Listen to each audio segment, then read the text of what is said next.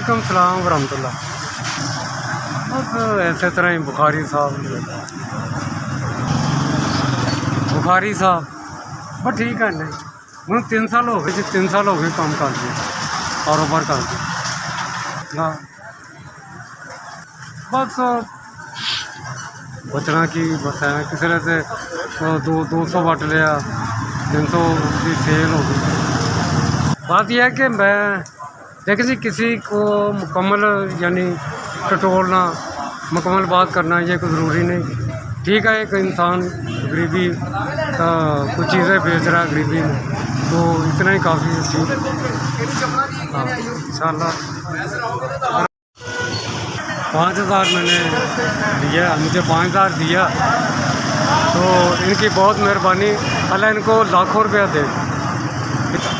लो जी जिसने भी ये पैसे भेजे हैं अल्लाह उनकी उम्र दराज करे, अल्लाह उनको रिज़्क़ हलाल दे, अल्लाह उनको यानी उसके कारोबार में या काम में बरकत दे, अल्लाह उनको लाखों रुपया दे।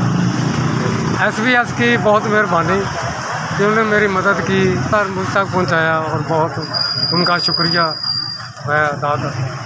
अल्लाह उनको तरक्की